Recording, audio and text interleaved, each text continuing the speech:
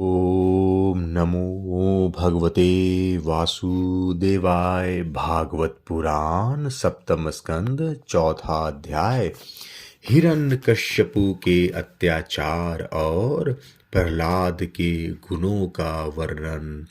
नारद जी कहते हैं, युधिष्ठिर, जब हिरण्यकश्यपु ने ब्रह्मा जी से इस प्रकार के अत्यंत दुर्लभ वर मांगे, तब उन्होंने उसकी तपस्या से प्रसन्न होने के कारण उसे वे वर दे दिए। ब्रह्मा जी ने कहा, बेटा, तुम जो वर मुझसे मांग रहे हो वे जीवों के लिए बहुत ही दुर्लभ है, परंतु दुर्लभ होने पर भी मैं तुम्हें ये सब वर दे दिए देता हूँ। नारद जी कहते हैं, ब्रह्मा जी के वरदान कभी झूठे नहीं होते, वे समर्थ एवं भगवत स्वरूप ही हैं। वरदान मिल जाने पर जब हिरण्यकश्यपु ने उनकी पूजा की, तत्पश्चात प्रजापतियों से अपनी स्तुति सुनते हुए वे अपने लोक को चले गए। ब्रह्मा जी से वर प्राप्त करने पर हिरण्यकश्यपु का शरीर स्वर्ण के समान कांतिमान एवं हिष्ट पुष्ट हो गया।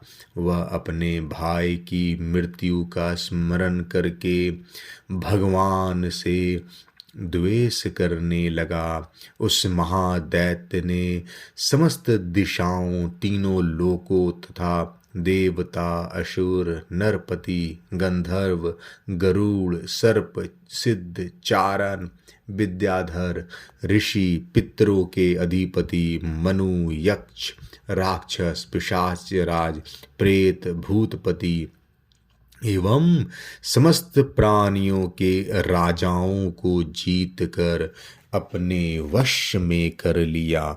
यहाँ तक कि उस विश्व विजयी दैत्य ने लोकपालों की शक्ति और स्थान भी छीन लिया। और अब वह नंदन आदि दिव्य उद्यानों के सौंदर्य से युक्त स्वर्ग में ही रहने लगा था। स्वयं विश्वकर्मा का बनाया हुआ इंद्र का भवन ही उसका निवास स्थान था। उस भवन में तीनों लोकों का सौंदर्य मूर्तिमान होकर निवास करता था। वह सब प्रकार की संपत्तियों से संपन्न था। उस महल में मूंगे की सीढ़ियाँ, पन्ने के गच्चे, स्फटिक मणि की दीवारें, वैदूर्य मणि के खंभे और मानिक की कुर्सियाँ थी। रंग बिरंगे चंदोवे तथा दूध के फेन के समान सरियाएं, जिन पर मोतियों की झालरें लगी हुई थी, शोभायमान हो रही थी। सर्वांग सुंदरी अप्सराएं अपने नूपुरों से रुन झुन ध्वनि करती हुई रत्नमय भूमि पर इधर उधर टहला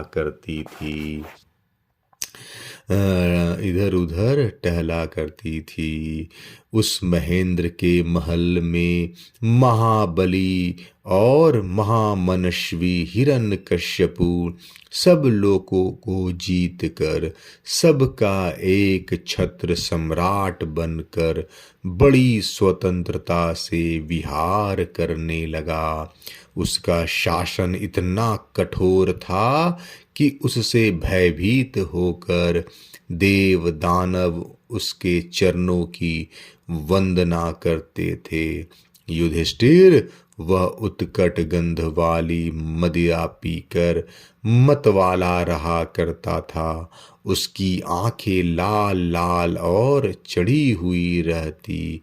उस समय तपस्या, योग, शारीरिक और मानसिक बल का वह भंडार था।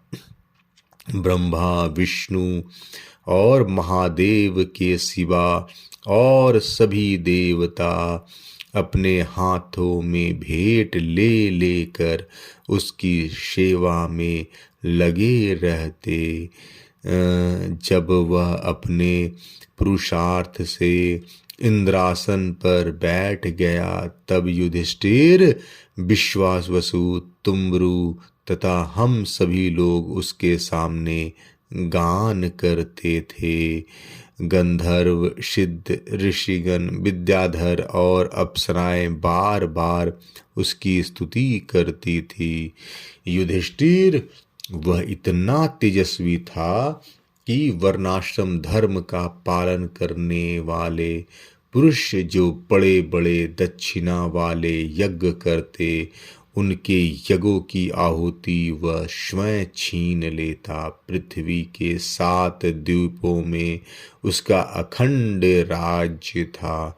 सभी जगह बिना ही जोते बोए धरती से अन्न पैदा होता था। वह जो कुछ चाहता अंतरिक्ष से उसे मिल जाता तथा आकाश से उसे भांति भांति की आश्चर्यजनक वस्तुएं दिखा दिखा कर उसका मनोरंजन करता था। इसी प्रकार खारे पानी, सुरा, धृत, इक्षु रस, दधि, दुग्ध और मीठे पानी के समुद्र भी अपनी पत्नी नदियों के साथ तरंगों के द्वारा उसके पास रत्न राशि पहुँचाया करते थे। पर्वत अपनी घाटियों के रूप में उसके लिए खेलने का स्थान जुटाते और वृक्ष सब ऋतुओं में फूलते फलते। वह अकेला ही सब लोकपालों के विभिन्न गुणों को धारण करता।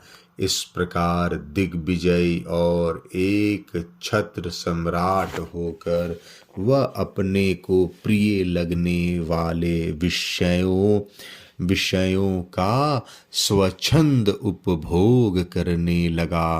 परंतु इतने विषयों से भी उसकी तृप्ति न हो सकी, क्योंकि अंततः वह इंद्रियों का दास ही तो था।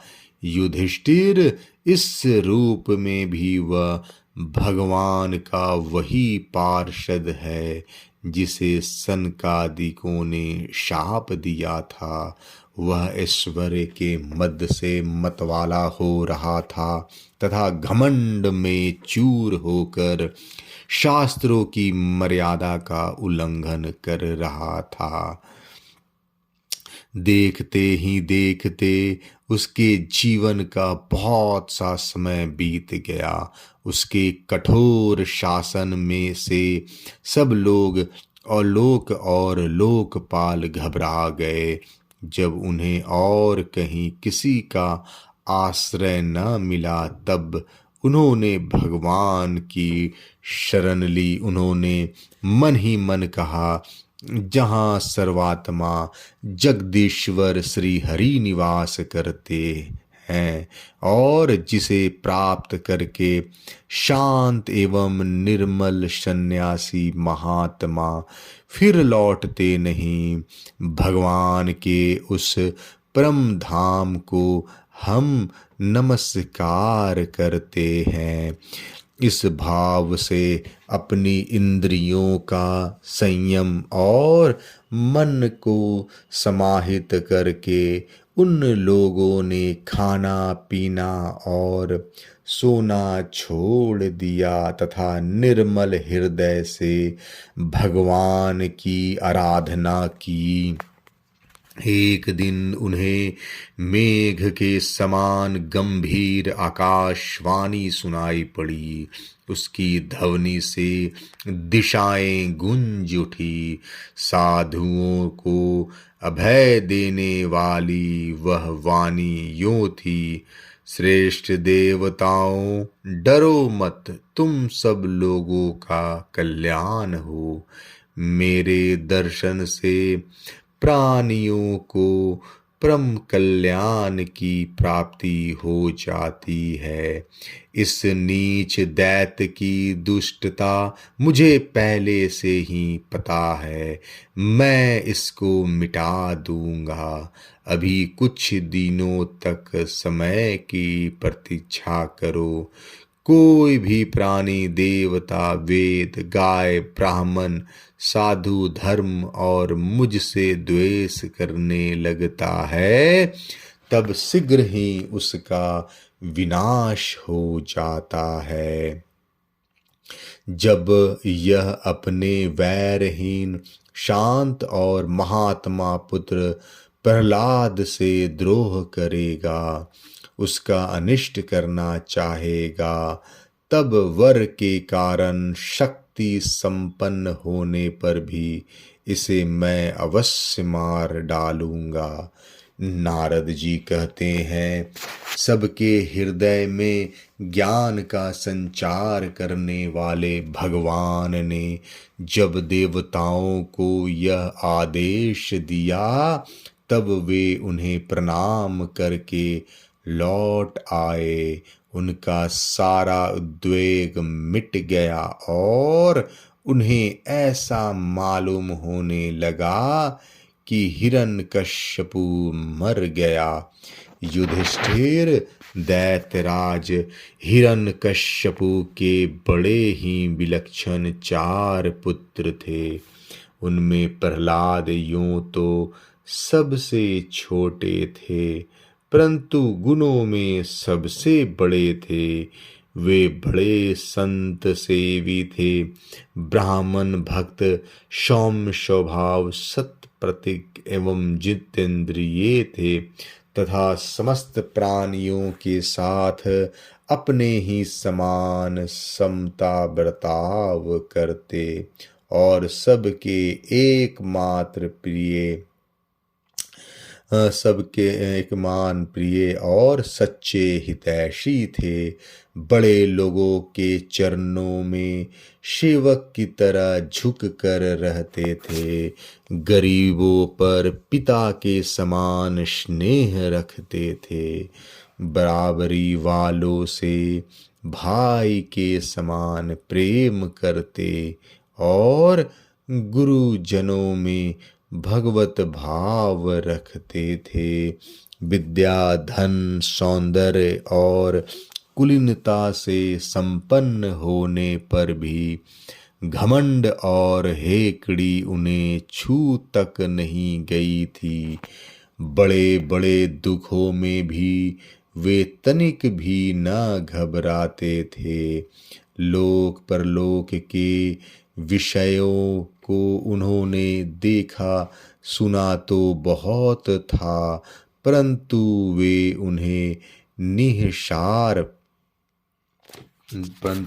उनका निसार और असत्य समझते थे। इसलिए उनके मन में किसी भी प्रकार की वस्तु की लालसा न थी। इंद्रिय, प्राण, शरीर और मन उनके वश में थे। उनके चित्त में कभी किसी प्रकार की कामना नहीं उठती थी। जन्म से असुर होने पर भी उनमें आसुरी संपत्ति का लेश भी नहीं था। जैसे भगवान के गुण अनंत हैं, वैसे ही प्रहलाद के श्रेष्ठ गुणों की भी कोई सीमा नहीं है। महात्मा लोग सदा से उनका वर्णन करते और उन्हें अपनाते आए हैं, तथापि वे आज भी ज्यों के त्यों बने हुए हैं। युधिष्ठिर, यो तो देवता उनके शत्रु हैं, परंतु फिर भी भक्तों का चरित्र सुनने के लिए जब उन लोगों की सभा होती है, तब वे दूसरे भक्तों को प्रहलाद के समान कहकर उनका सम्मान करते हैं। फिर आप जैसे अजात शत्रु भगवत भक्त उनका आदर करेंगे, इसमें तो संदेह ही क्या है। उनकी महिमा का वर्णन करने के लिए अगणित गुणों के कहने सुनने की आवश्यकता नहीं है। केवल एक ही गुण भगवान श्री कृष्ण के चरणों में स्वाभाविक जन्मजात प्रेम और उनकी महिमा को प्रकट करने के लिए जन्मजात प्रेम उनकी महिमा को प्रकट करने के लिए पर्याप्त है। युधिष्ठिर, प्रहलाद बचपन में ही खेल कूद छोड़कर भगवान के ध्यान में जड़वत तन्मय हो जाया करते। भगवान श्री कृष्ण के अनुग्रह रूप ग्रह ने उनके हृदय को इस प्रकार खींच लिया था कि उन्हें जगत की कुछ सुध बुध नहीं रहती। उन्हें ऐसा जान पड़ता कि भगवान मुझे अपनी गोद में लेकर आलिंगन कर रहे हैं। इसलिए उन्हें सोते बैठते खाते पीते चलते फिरते और बातचीत करते समय भी इन बातों का ध्यान बिल्कुल न रहता। कभी कभी भगवान मुझे छोड़कर चले गए, इस भावना में उनका हृदय इतना डूब जाता कि वे जोर जोर से रोने लगते। कभी मन ही मन उन्हें अपने सामने पाकर आनंद द्रोक से ठहाठहाकर हंसने लगते। कभी उनके ध्यान के मधुर आनंद का अनुभव करके जोर से गाने लगते। वे कभी उत्सुक हो बेसुरा चिल्ला पड़ते। कभी कभी लोक लज्जा का त्याग करके प्रेम में छक कर नाचने भी लगते थे। कभी कभी उनकी लीला के चिंतन में इतने तल्लीन हो जाते कि उन्हें अपनी याद ही न रहती, उन्हीं का अनुकरण करने लगते। कभी भीतर ही भीतर भगवान का कोमल संस्पर्श अनुभव करके आनंद में मग्न हो जाते और चुपचाप शांत होकर बैठे रहते। उस समय उनका रोम रोम पुलकित हो उठता, अध खुले नेत्र अविचल प्रेम और आनंद के आंसुओं से भरे रहते। भगवान श्री कृष्ण के चरण कमलों की यह भक्ति अकिंचन भगवत प्रेमी महात्माओं के संग से ही प्राप्त होती है। इसके द्वारा वे स्वयं तो परमानंद में मग्न रहते ही थे, जिन बेचारों का मन कुसंग के कारण अत्यंत दीनहीन हो रहा था, उन्हें भी वे बार बार शांति प्रदान करते थे। युधिष्ठिर, प्रहलाद भगवान के परम प्रेमी भक्त, परम भाग्यवान और ऊंची कोटि के महात्मा थे। हिरण्यकश्यपु ऐसे साधु पुत्र को भी अपराधी बताकर उनका अनिष्ट करने की चेष्टा करने लगा। युधिष्ठिर ने पूछा, नारद जी, आपका व्रत अखंड है। अब हम आपसे यह जानना चाहते हैं कि हिरण्यकश्यपु ने पिता होकर भी ऐसे शुद्ध हृदय महात्मा पुत्र से द्रोह क्यों किया। पिता तो स्वभाव से ही अपने पुत्रों से प्रेम करते हैं। यदि पुत्र कोई उल्टा काम करता है तो वे उसे शिक्षा देने के लिए ही डांटते हैं, शत्रु की तरह वैर विरोध तो नहीं करते। फिर प्रहलाद जी जैसे अनुकूल शुद्ध हृदय एवं गुरुजनों में भगवत भाव करने वाले पुत्रों से भला कोई द्वेष कर ही कैसे सकता है। नारद जी, आप सब कुछ जानते हैं। हमें यह जानकर बड़ा कौतूहल हो रहा है कि पिता ने द्वेष के कारण पुत्र को मार डालना चाहा।